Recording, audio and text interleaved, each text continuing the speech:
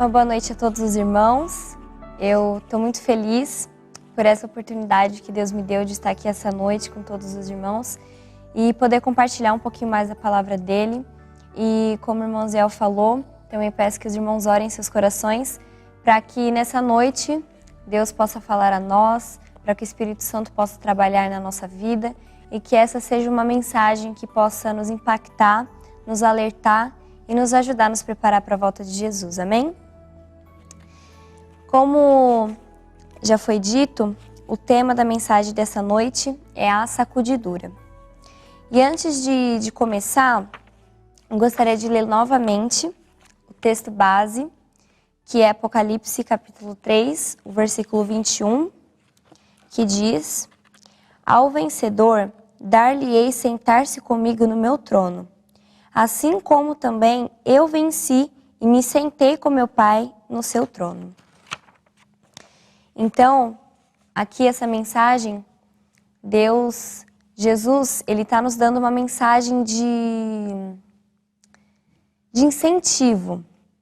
Ele fala que ao vencedor, aquele que vencer o mundo, esse se sentará com ele ao lado do seu Pai, assim como ele fez. Ele venceu o mundo, veio aqui, passou por todas as tribulações, passou por todas as dificuldades, por todas as tentações, assim como nós passamos também, mas ele venceu. E hoje ele está sentado ao lado do seu Pai num trono e ele fala para mim e para você nessa noite, que da mesma forma que ele venceu e que ele lutou, da mesma forma nós devemos lutar e vencer ao lado dele, que nós sentaremos ao lado dele e ao lado de Deus no seu trono. Mas antes de nós estudarmos de fato sobre o tema sacudidura, nós precisamos entender o que significa sacudidura. De acordo com o dicionário, o dicionário define a palavra sacudidura como um ato ou um efeito de sacudir-se, uma agitação que se repete, tremor ou abalo. Então, fazendo uma comparação do que o dicionário nos traz, nessa definição que o dicionário nos traz, com a nossa vida espiritual, da mesma forma que a palavra sacudidura significa sacudir, agitar, tremer, abalar, hoje Deus, ele vai iniciar um processo, ou já está iniciando um processo, onde ele vai sacudir a sua igreja, onde ele vai tremer a sua igreja, onde ele vai abalar essa igreja, que somos nós, o seu povo.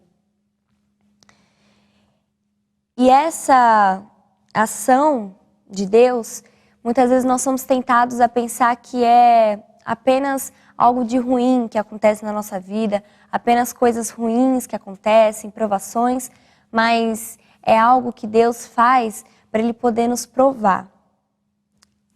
E é para o nosso bem, porque uma comparação simples que a gente pode fazer dessa ação de sacudir que Deus vai fazer ou já está fazendo, com algo simples que a gente possa entender, é uma peneira. Ali naquela peneira tem os frutos bons, tem frutos ruins, tem sujeira. E ali está tudo isso nessa peneira. E aí, uma pessoa vai lá e sacode bem aquela peneira. E quando ela sacode, sai apenas coisas boas. Sai um fruto bom, um fruto refinado. E é assim que Deus faz conosco hoje. Então Ele vai sacudir a sua igreja para que as pessoas que não amam a Ele, para as pessoas que não acreditam, que não têm a fé genuína, que não têm a fé verdadeira nele, possam parar de atrapalhar as outras pessoas que realmente são firmes, são fiéis e são fervorosas a Deus. E eu quero ler com os irmãos um texto que está escrito no livro Eventos Finais. Na verdade, toda essa reflexão ela é baseada no capítulo 12 do livro Eventos Finais, que fala sobre a sacudidura. Na verdade, o livro todo, Eventos Finais, é um livro muito importante para o nosso contexto, de final dos tempos. É um livro que vem trazendo muitos pontos, muitos acontecimentos que já aconteceram, estão acontecendo e vão acontecer para a gente poder se preparar para a volta de Jesus. E justamente no capítulo 12 fala sobre a sacudidura. E eu quero ler alguns textos com os irmãos. Eu quero ler um texto que está escrito na página 107, que fala sobre o joio e o trigo. Diz assim: ocorrerão divisões na igreja. 2 lados se levantarão, o trigo e o joio crescerão juntos para a ceifa. Haverá uma sacudidura da peneira. No devido tempo, a palha precisará ser separada do trigo. Por se multiplicar a iniquidade, o amor de muitos se esfriará. Este é precisamente o tempo em que o verdadeiro será o mais forte. Então aqui, Deus está falando que Ele precisa sacudir a sua igreja, que Ele precisa sacudir o seu povo. Para que apenas aquelas pessoas que amam de fato a Ele, que realmente obedecem os seus mandamentos, aquelas pessoas que se dispuseram a abandonar o mundo, abandonar, a renunciar a si mesmo, a renunciar aos seus planos para viver para Ele, essas pessoas, Deus tem uma promessa. E aqui fala que chegará um tempo que o joio e o trigo, eles precisarão ser divididos, ser separados. E outro ponto que eu quero compartilhar é sobre cristãos superficiais na nossa fé. Infelizmente, hoje existem muitas pessoas que não estão empenhadas a viver algo ao lado de Cristo. Algumas pessoas que não abandonaram de fato o mundo. Muitas vezes nem conheceram o mundo, mas os próprios desejos, os desejos da carne. Pessoas que não renunciaram a isso para viver ao lado de Cristo. E pessoas que vivem um relacionamento superficial com Jesus. Essas pessoas que não foram a fundo no relacionamento com Ele, essas pessoas que não conheceram Jesus, elas renunciaram à fé. E na página 108, diz outro texto muito interessante. Diz assim: e naquele tempo, o grupo dos superficiais e conservadores, cuja influência tem constantemente atrasado o progresso da obra, renunciará à fé. Se Satanás vê que Deus está abençoando o seu povo e preparando-o para discernir seus enganos, trabalha com sua magistral capacidade para induzir fanatismo de um lado e formalismo de outro, para que ele possa ceifar uma colheita de pessoas não salvas. Então, aqui diz que essas pessoas superficiais, elas renunciaram à fé. E Satanás, quando ele vê que Deus, ele está abençoando o seu povo, ele vê que Deus está preparando o seu povo para poder discernir dos enganos de Satanás, para poder ter conhecimento, ter mais experiência com ele, Satanás trabalha. E aqui, como diz, ele introduz fanatismo de um lado e formalismo de outro. Extremos que não são saudáveis, extremos que vão nos levar para um lugar que não é o céu. E quando nós percebemos que Satanás está trabalhando na nossa vida, ele está trabalhando entre o povo de Deus, está dividindo a igreja, está fazendo coisas que estão nos afastando de fato de Deus e de um propósito pelo qual nós vivemos, que é a volta de Cristo, nos preparar para a volta de Cristo, nós temos que nos preparar, nós temos que orar, jejuar e pedir forças para Deus, pedir que Deus nos proteja, pedir que Deus nos dê discernimento, nos dê entendimento, nos dê conhecimento, para que quando vier essas provas, a gente não se agarre às provas, e sim às promessas de Deus, e a tudo aquilo que Jesus nos promete, que é a coroa da vida eterna. Outro ponto muito importante é que os fiéis de Deus serão revelados. E eu quero ler agora mais um texto que está na página 112 do livro Eventos Finais. Diz assim: o Senhor tem servos fiéis que se revelarão no tempo da sacudidura e da prova. Há indivíduos preciosos, hoje ocultos, que não se prostraram a Baal. Não tiveram a luz que tem brilhado sobre nós de forma concentrada, mas por baixo de uma rude e não expressivo exterior, pode existir um brilho, um puro brilho de um genuíno caráter cristão. Durante o dia, olhamos para o céu e não vemos estrelas. Elas estão ali, ligadas ao firmamento, mas os olhos não as percebem. Entretanto, à noite, contemplamos o seu brilho genuíno. Que a oposição se levante, que o fanatismo e a intolerância exerçam domínio novamente. Acenda-se a perseguição. Então, os indiferentes e hipócritas vacilarão renunciando à fé. No entanto, o verdadeiro crente permanecerá firme como uma rocha, tornando-se mais forte a sua fé e sua esperança mais viva do que nos dias da prosperidade. Então aqui diz que nos últimos tempos, que é o momento que nós estamos vivendo, os últimos minutos, as últimas horas que nós estamos vivendo aqui, os verdadeiros fiéis de Deus, aqueles que amam a Deus, eles serão revelados.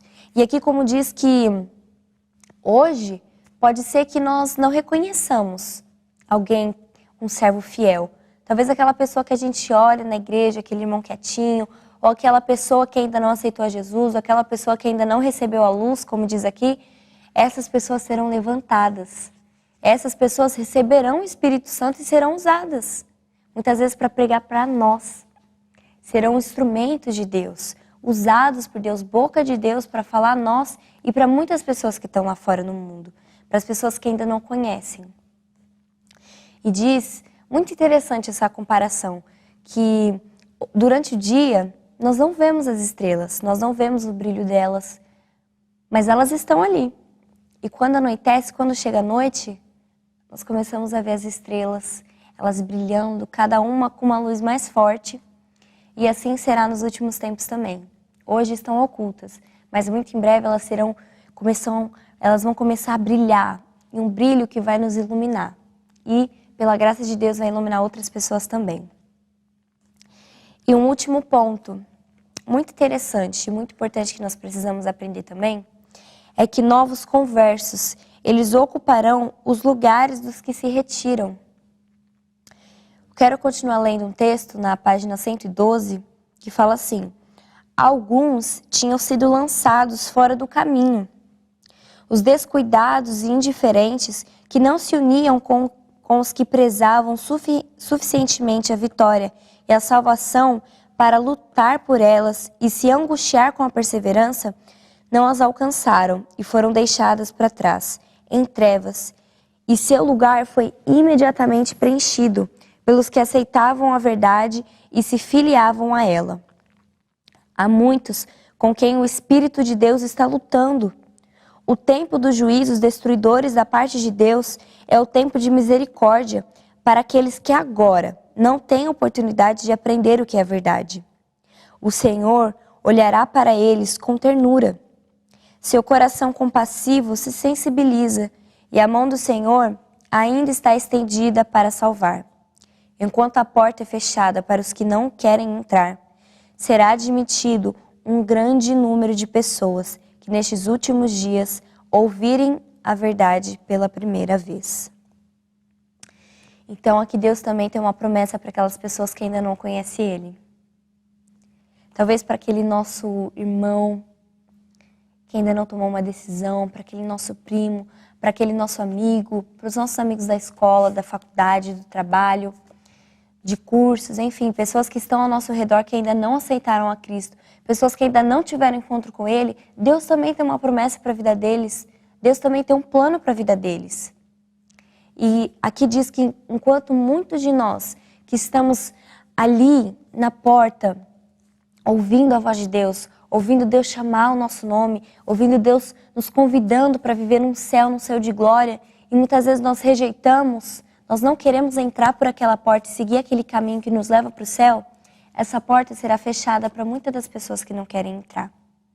E diz que muitos daqueles que ainda nem ouviram, para aquelas pessoas que vão ouvir pela primeira vez, elas vão aceitar, vão acreditar e vão entrar na porta que leva ao caminho do céu. Então, hoje, quando nós olhamos para tudo o que está acontecendo no mundo, para essa pandemia, para muitas doenças que ainda vão surgir, para muitos acontecimentos, crise política, crise econômica, guerras sociais, enfim, muitos problemas que nós conhecemos, quando nós olhamos para eles e olhamos para a palavra de Deus, a certeza é que Jesus está voltando. E que Ele já tinha anunciado isso para a gente há muito tempo atrás. Antes dele subir ao céu, Ele já tinha nos deixado avisado. E hoje que nós temos olhado, que nós temos analisado, e nós temos tido certeza de olhar para tudo e ter certeza que Jesus está voltando. E quando nós temos essa certeza, nós temos que nos preparar. E nós temos que entender que Deus, Ele está nos chamando. Que esse tempo que nós temos aqui é de preparação. Não é perdendo tempo com as coisas que estão lá fora, que vão nos levar para a perdição. E sim é um tempo que Ele nos dá para nos preparar. E além de nos preparar, de ajudar outras pessoas que estão lá fora, de pregar, de falar, de levar mensagem, de dar exemplo. Não só falar, mas de dar exemplo, de viver de fato aquilo que Deus nos deu como missão, de viver a vida dele. E hoje eu faço uma pergunta reflexiva. Com tudo que nós observamos, poucos pontos, né? Porque esse assunto da sacudidura é um assunto muito complexo, é um assunto muito especial e nós temos que dedicar um tempo para estudar, um tempo para analisar todos os acontecimentos que ainda vão acontecer, que estão acontecendo, para nos preparar e nos perguntar: será que a sacudidura já começou? Será que Deus já está abalando a sua igreja? Será que Deus já está abalando o seu povo? Será que cristãos superficiais já estão renunciando à fé? Será que o trigo e o joio já está sendo separado? Será que os novos convertidos, os novos conversos já estão brilhando, já estão falando? Será que os servos fiéis a Deus, que talvez ontem não brilhava, mas hoje já está brilhando? Será que essa sacudidura já aconteceu, já está acontecendo? E hoje eu faço um convite para você se preparar.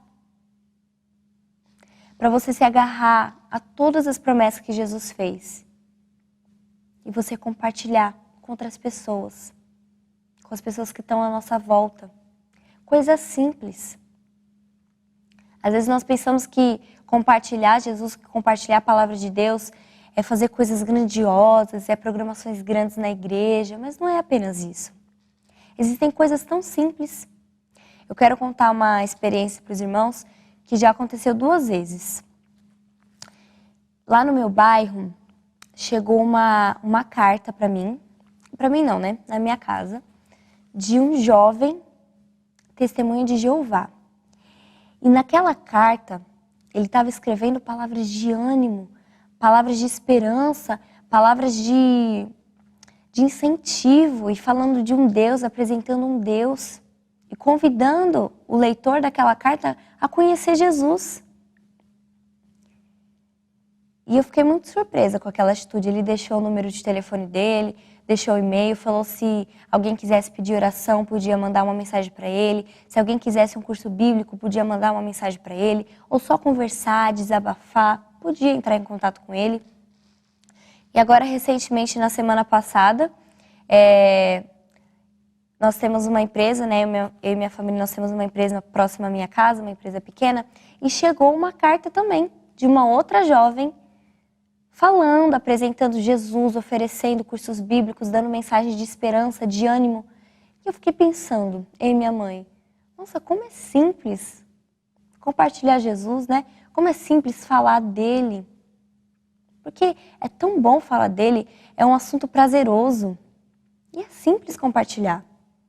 Às vezes apenas você mandar um vídeo, às vezes você só mandar um bom dia, um Deus te abençoe no WhatsApp, ou que o seu dia seja abençoado, já é algo que vai fazer diferença na vida de alguém.